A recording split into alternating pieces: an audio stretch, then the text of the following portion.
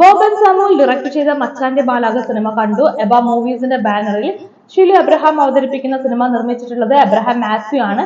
ഈ സിനിമയുടെ പേര് കേട്ട സമയത്ത് എനിക്ക് കുറച്ച് കോമഡി ആയിട്ട് ഫീൽ ചെയ്തു. മച്ചാന്റെ മാലാക എന്നൊക്കെയാണ് പേര്. പക്ഷെ അത് കേൾക്കുന്ന സമയത്ത് ആദ്യം ഓർമ്മ വന്നത് നമ്മുടെ വി കെ പ്രകാശ് ഡയറക്ട് ചെയ്തിട്ടുള്ള ട്രിവാൻഡ്രം ലോഡ്ജ് എന്ന് പറയുന്ന സിനിമയ്ക്കകത്ത് രശ്മികാന്ത് ചെയ്യുന്ന ഒരു ക്യാരക്ടർ ഉണ്ട്. കന്യക മേനോൻ എന്നാണ് കഥാപാത്രത്തിന്റെ പേര്.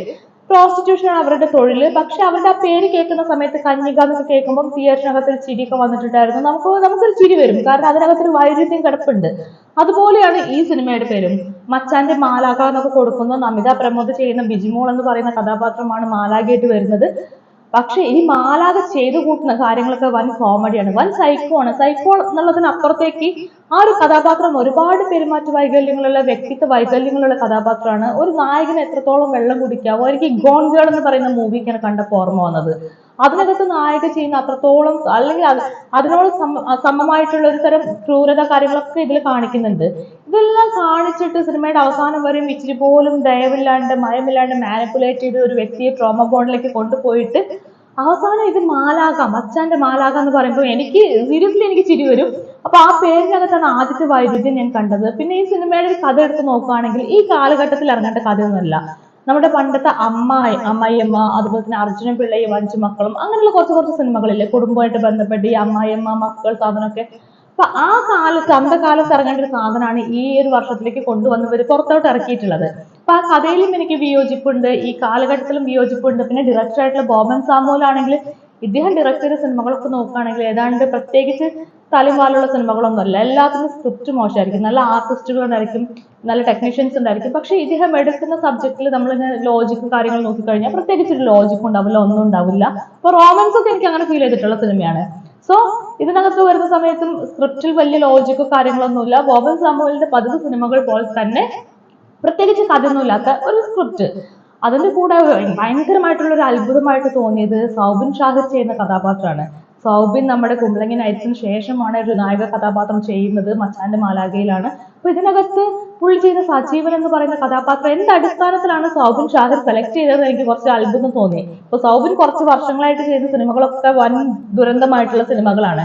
അതിനകത്ത് ചെയ്യുന്ന കഥാപാത്രങ്ങൾ നോക്കുകയാണെങ്കിൽ എല്ലാം സൗബിന്റെ ആ ഒരു കഴിവിനൊത്ത കഥാപാത്രമല്ല. ഒന്നെങ്കിൽ കുറച്ച് ഓവറാക്കി വെറുപ്പിക്കും, അല്ലെങ്കിൽ ഡൗൺ ആയി പോവും. ഇതിനിടയിൽ നിൽക്കുകയാണ്. നമ്മുടെ സന്തോഷ് ശിവൻ ഡയറക്ട് ചെയ്തിട്ടുള്ള ആ മൂവിക്കകത്തൊക്കെ നമുക്കറിയാലോ സൗബിൻ എന്താണ് ചെയ്തു വെച്ചതെന്ന്.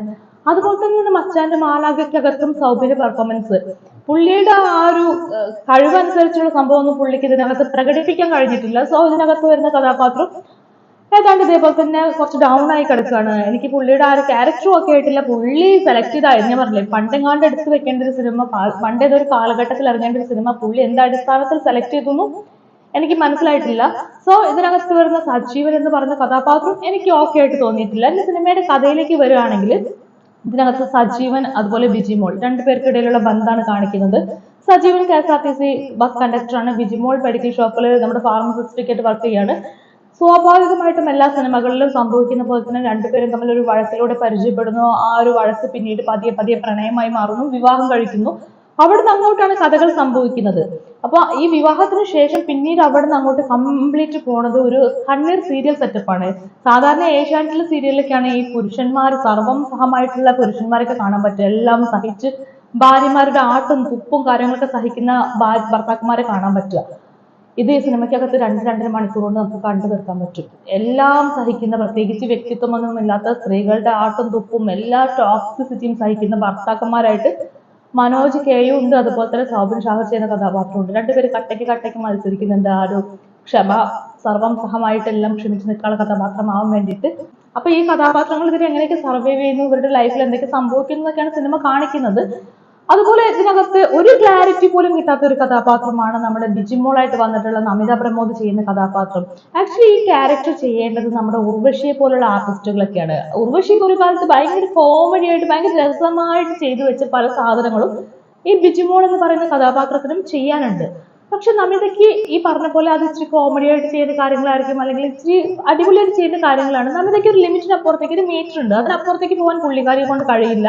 അപ്പൊ പുള്ളിക്കാരി നല്ല പറ്റുന്ന പോലെയൊക്കെ ഈ ക്യാരക്ടർ ചെയ്യാൻ നോക്കിയിട്ടുണ്ട്. അപ്പൊ അവര് നമ്മളിൽ നിന്നൊക്കെ വ്യത്യസ്തമായിട്ടുള്ള കഥാപാത്രം തുടക്കത്തിലെ കാണിച്ചു കഴിഞ്ഞു.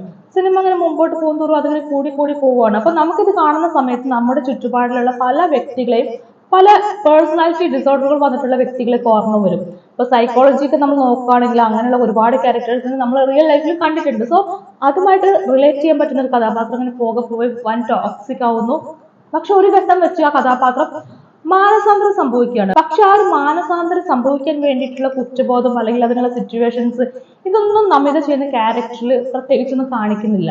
ഈ തുടക്കത്തിൽ വൻ ഹൈപ്പ് ഒക്കെ കൊടുത്തിട്ട് പിന്നെ പിന്നെ നായികയ്ക്ക് ഒന്നും ചെയ്യാനില്ലാണ്ട് ഒരു തണല് പറ്റി അപ്പുറത്ത് ശാന്തി കൃഷ്ണൻ ചെയ്യുന്ന കഥാപാത്രത്തിന് തണല് പറ്റി ഇങ്ങനെ നിൽക്കാന്നല്ലാണ്ട് നമിതയ്ക്ക് ആ ഒരു ക്യാരക്ടർ ഒന്നും ചെയ്യാൻ പറ്റിയിട്ടില്ല. ഒട്ടും കൺവിൻസിങ് ആയില്ല എന്ന് പറയുന്നതാണ് ഈ കഥാപാത്രത്തിന്റെ ഏറ്റവും വലിയ കഷ്ടം പിടിച്ച പരിപാടി. സിനിമയുടെ ക്ലൈമാക്സ് ആകുമ്പോഴേക്കും നായിക എങ്ങനെയാണ് ഇങ്ങനെ മാറുന്നത്? പ്രത്യേകിച്ച് ഇങ്ങനെ പെരുമാറ്റ വൈകല്യങ്ങളും വ്യക്തിത്വ വൈകല്യങ്ങളുള്ള മനുഷ്യരൊന്നും ഇത്ര ഈസി ആയിട്ട് ഒരിക്കലും മാറില്ല. കുറ്റബോധം കൊണ്ടോ അല്ലെങ്കിൽ പെട്ടെന്നൊന്നും അവർക്ക് മാറാൻ പറ്റില്ല. അപ്പൊ നമ്മൾ ഈ ചുറ്റുപാടിനെയൊക്കെ നോക്കി ചുറ്റുമുള്ള മനുഷ്യരെയൊക്കെ മനസ്സിലാക്കിയിട്ട് വേണം ഒരു ക്യാരക്ടറിനെ ഡെവലപ്പ് ചെയ്യാൻ. അല്ലാണ്ട് ഒരു കഥാപാത്രം ഉണ്ടാക്കി കഴിഞ്ഞാൽ നമ്മുടെ പ്രേക്ഷകർക്ക് ഒരു പ്രശ്നമുണ്ട്. അവരെപ്പോഴും ഈ എഴുത്തുകാരനേക്കാളും സംവിധായകനേക്കാളും ഒരു 2-3 പടി മുമ്പോട്ട് കടന്നിട്ടായിരിക്കും ചിന്തിക്കുക. അപ്പൊ നമ്മുടെ മുമ്പിലേക്ക് ക്യാരക്ടറിനെ കൊണ്ടുവരുമ്പോൾ ഈ ക്യാരക്ടർ എന്തുകൊണ്ട് ഇങ്ങനെയായി, ഈ ക്യാരക്ടറിന് എന്താണ് പ്രശ്നം, ഇവരെങ്ങനെയാണ് ഇവരുടെ പ്രശ്നങ്ങളിൽ നിന്നും മുമ്പോട്ട് കടക്കുന്നത്, ഇതൊക്കെ കൃത്യമായിട്ട് കൊടുക്കണം. അല്ലാണ്ട് വൻ ടോക്സിക് ആയിട്ടുള്ള ഒരു വ്യക്തിത്വ പ്രശ്നമുള്ള കഥാപാത്രത്തെ കൊണ്ടുവന്നിട്ട് അവരൊരു ദിവസം പെട്ടെന്ന് മാനസാന്തരപ്പെടുന്നു എന്ന് പറഞ്ഞാല് അത് ഉറപ്പായിട്ടും പ്രേക്ഷകർക്ക് ഓക്കെ ആവില്ല. പ്രേക്ഷകർക്ക് അത് അംഗീകരിക്കാൻ പറ്റില്ല. പ്രത്യേകിച്ചും ഈ പേഴ്സണാലിറ്റി ഡിസോർഡർ ഒക്കെ നിങ്ങൾ ഇങ്ങനെ കൊണ്ടുവരുമ്പോൾ കഥാപാത്രത്തിൽ കൊണ്ടുവരുമ്പോൾ ചിലപ്പോൾ നിങ്ങൾ എഴുതുന്ന ആൾക്കാർക്ക് പോലും അറിയുന്നില്ലായിരിക്കും നിങ്ങളുടെ കഥാപാത്രത്തിന് പേഴ്സണാലിറ്റി ഡിസോർഡർ ഉണ്ടെന്ന്. അപ്പൊ അങ്ങനെ ആ തിരിച്ചറിവില്ലാണ്ട് കഥാപാത്രത്തെ കുറെ വൈകല്യങ്ങളൊക്കെ കൂട്ടിച്ചേർത്ത് എഴുതിയിട്ട് കൊണ്ടുവരുമ്പോൾ അത് പ്രേക്ഷകർക്ക് ഓക്കെ ആവുന്ന രീതിയിൽ മാത്രം മുമ്പോട്ട് കൊണ്ടുപോവുക. അല്ലെങ്കിൽ നിങ്ങൾ ഈ പരിപാടിക്ക് നിൽക്കാതിരിക്കുക. അത്രേ ഉള്ളൂ. അങ്ങനെ നമ്മുടെ കഥാപാത്രങ്ങൾ നമിത പ്രമോദിന്റെ ഒരു ക്ലാരിറ്റി ഇല്ലാത്ത കഥാപാത്രം വരുന്നു. ശാന്തി കൃഷ്ണയുടെ കഥാപാത്രം ഞാൻ പറഞ്ഞില്ലേ, അമ്മായി അമ്മ പോലുള്ള സിനിമകളിലൊക്കെ അടിപൊളിയായിട്ട് നമ്മുടെ സുകുമാരി അമ്മയാണെങ്കിലും അല്ലെങ്കിൽ മറ്റു സിനിമകളിലൊക്കെ ആണെങ്കിൽ പല പല ആർട്ടിസ്റ്റുകളും പണ്ട് ഗംഭീരമായി ചെയ്തു വെച്ചൊരു കഥാപാത്രത്തിന്റെ വേറെ സംഭവമാണ് ശാന്തി കൃഷ്ണ ചെയ്യുന്ന ക്യാരക്ടർ. അത് കുറെ കൂടി അടിപൊളിയായിട്ട് പണ്ടത്തെ കാലത്തൊക്കെ ആണെങ്കിൽ അടിപൊളിയായിട്ട് പല ഡയറക്ടേഴ്സും ചെയ്യുമായിരുന്ന ഒരു കഥാപാത്രമാണ്. ശാന്തികൃഷ്ണൻ ചെയ്തിട്ടുണ്ട്. പക്ഷെ അതിൽ ഹ്യൂമർ എലമെന്റ് എന്ന് പറയുന്ന സാധനം നമുക്ക് കിട്ടുന്നില്ല. നിങ്ങൾ ട്രൈ ചെയ്യുന്നുണ്ടെങ്കിലും നമുക്ക് കിട്ടുന്നില്ല. അതേപോലെ തന്നെ ധ്യാൻ ശ്രീനിവാസൻ പ്രത്യേകം പറയേണ്ട കാര്യമാണ്. ധ്യാൻ ശ്രീനിവാസൻ കുറച്ച് കാലങ്ങൾക്ക് ശേഷമാണ് നല്ലൊരു കഥാപാത്രം ചെയ്യുന്നത്. അതായത് നല്ല കഥാപാത്രം ഇൻ ദ സെൻസ് പുള്ളിക്ക് പെർഫോം ചെയ്യാനുള്ള കുറച്ച് സാധനങ്ങളൊക്കെ ഉണ്ട്. എനിക്ക് തോന്നി ധ്യാനെ കണ്ടപ്പോൾ എനിക്ക് തോന്നി ഈ സിനിമ കുറെ കാലങ്ങൾക്ക് മുമ്പ് എങ്ങാണ്ട് ചെയ്തു വെച്ച് പെട്ടിയിൽ കിടന്ന സിനിമയാണെന്നൊക്കെ എനിക്ക് തോന്നിപ്പോയി. എനിക്ക് അറിഞ്ഞൂടാ. അപ്പം ധ്യാന കഥാപാത്രം അത്യാവശ്യം നല്ല രീതിക്ക് ചെയ്തിട്ടുണ്ട്. നമ്മുടെ ഈ അടി കപ്പിയാരെ കൂട്ടമണി സിനിമയ്ക്കകത്തൊക്കെയുള്ള അതുപോലെയുള്ള ഒരു പെർഫോമൻസ് ഒക്കെയാണ്. അപ്പൊ കമ്പാരിറ്റീവ്ലി നിലവിലുള്ള കഥാപാത്രങ്ങളൊക്കെ വെച്ച് നോക്കുമ്പോൾ ധ്യാൻ കൂട്ടത്തിൽ നല്ല രീതിക്ക് ചെയ്ത കഥാപാത്രമാണ് സിനിമയിലുള്ളത്. പക്ഷെ ആ കഥാപാത്രത്തിന് എന്ത് ചെയ്യാനുണ്ടെന്ന് ചോദിച്ചാൽ പ്രത്യേകിച്ചൊന്നുമില്ല. അതും ഈ പറഞ്ഞ പോലെ ക്ലൈമാക്സ് ഒക്കെ ആകുമ്പോഴേക്കും അലമ്പാക്കി വെച്ചൊരു ക്യാരക്ടറാണ്. അപ്പം ക്യാരക്ടർ അതായത് ആ ഒരു സ്ക്രിപ്റ്റിനകത്ത് വൻ അലമ്പാക്കി വെച്ച സംഭവമാണ്. അപ്പൊ ധ്യാന്റെ ക്യാരക്ടർ പുള്ളിക്ക് പെർഫോം ചെയ്യാനുള്ള സാധനം കിട്ടി, പുള്ളി അത് പെർഫോം ചെയ്തു എന്നുള്ളതാണ് അതിന്റെ പോസിറ്റീവ്. പിന്നെ സിനിമയിൽ വിനീത് തട്ടിൽ വരുന്നുണ്ട്, ദിലീഷ് പോത്തൻ വരുന്നുണ്ട്, ശ്രുതി ജെയിൻ വരുന്നുണ്ട്, ആര്യ ബഡായി ബംഗ്ലാവിൽ ആര്യ വരുന്നുണ്ട്. അപ്പൊ അവരൊക്കെ അവരുടെ ക്യാരക്ടറൊക്കെ നല്ല രീതിക്ക് ചെയ്തിട്ടുണ്ട്, നല്ല സെറ്റാക്കി വെച്ചിട്ടുണ്ട്. അതിലൊന്നും മറ്റു പ്രശ്നങ്ങളൊന്നുമില്ല. പിന്നെ സിനിമയുടെ ടെക്നിക്കൽ സൈഡിലേക്ക് വരികയാണെങ്കിൽ ജെക്സൺ ആന്റണിയും അജീഷ് പി തോമസും ചേർന്നിട്ടാണ് സിനിമയുടെ സ്ക്രിപ്റ്റ് ചെയ്തിട്ടുള്ളത്. 2 എഴുത്തുകാരുണ്ട്. ഈ 2 എഴുത്തുകാരുണ്ടായിട്ടും എന്തുകൊണ്ടാണ് ഇത്രയ്ക്കും കെട്ടുറപ്പില്ലാത്ത നമിത പ്രമോദിന്റെ ക്യാരക്ടറൊക്കെ ഇങ്ങനെ കൊണ്ടുവന്നിട്ട് പ്രത്യേകിച്ചൊന്നും ചെയ്യാനില്ലാണ്ട് ഒരു തലയും വാലും ഇല്ലാത്ത രീതിയിൽ അവസാനിപ്പിച്ചതെന്ന് എനിക്ക് മനസ്സിലായിട്ടില്ല. സാധാരണ 2 എഴുത്തുകാരൊക്കെ വരുമ്പോൾ കുറെ കൂടി ചിന്തിച്ച് എഴുതാനുള്ള സ്പേസ് കിട്ടുകയല്ലേ, ഡിസ്കസ് ചെയ്ത് ചെയ്യാനുള്ള സ്പേസ് കിട്ടുന്നുണ്ട്, ടൈം കിട്ടുന്നുണ്ട്.